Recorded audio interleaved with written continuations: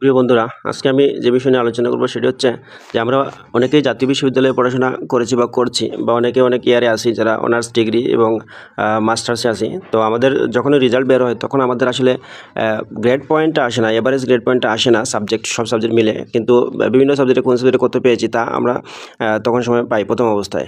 তো পরবর্তীতে অনেকদিন পরে হলে আসে এটা, কিন্তু এটা যদি আমরা সাথে সাথে আমাদের কোন সাবজেক্টে কত পয়েন্ট পেয়েছি সেটা যদি আমি জানার পর এবং আমি আমার জিপিএটা বের করতে চাই, তাহলে কীভাবে বের করব? এটা অনেকেই ম্যানুয়ালি করতে পারেন, কিন্তু যদি আপনারা কোনো অ্যাপের মাধ্যমে করতে চান তাহলে কীভাবে করবেন? আমরা প্লে স্টোরে গেলেন, প্লে স্টোরে গিয়ে এখানে লিখবেন ইজি, EASO ইজি CGPA, এটা লিখে সার্চ দেবেন। এটা লিখে সার্চ দিলে দেখেন আপনাদের সামনে যে আসছে এনইউ ইজি CGPA, এটা আসছে, এটা ইনস্টল করবেন। তো আমাদের এটা ইনস্টল হয়ে গেল। এখন আমরা ওপেনে দিব, অথবা বাইরে গিয়েও ওই অ্যাপকে বের করে আমরা করতে পারি, এটা ঢুকতে পারি। ঢোকার পরে দেখবেন কীভাবে করবেন। এখানে লিখবেন সাবজেক্ট, আপনি যে সাবজেক্টে পড়াশোনা করেছেন। ধরেন আমি কেমিস্ট্রিতে পড়াশোনা করেছি, কেমিস্ট্রি। হ্যাঁ, আমি এখন কোন ইয়ারে আছি?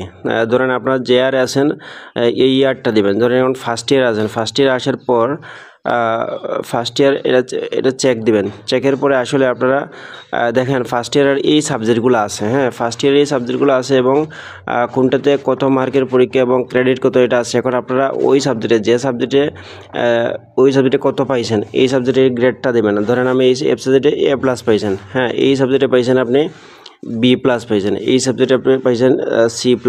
এই সাবজেক্টে আপনি পাইছেন ধরেন C। ধরেন এই সাবজেক্টে আপনি পাইছেন A। এই সাবজেক্টে পেয়েছেন ধরেন B+। তারপরে ধরেন এই সাবজেক্টে আপনি পেয়েছেন B। হ্যাঁ, এই সাবজেক্টে পেয়েছেন D পাইছেন। তো এই সাবজেক্টে পাইছেন আপনি B+। এখন আপনার টোটাল কত আসলো? এখন এখানে ক্যালকুলেট দিবেন। দেখেন ক্যালকুলেট দেওয়ার পর আপনার আসছে 3.04। অর্থাৎ এভাবে আপনারা আপনাদের যে সাবজেক্টে যত পেয়েছেন ওই সাবজেক্টটা এখানে ইনক্লুড করার পরে আপনাদেরকে টোটাল একটা CGPA দিয়ে দিবে। তখন আপনি আপনার CGPAটা জেনে নিতে পারেন।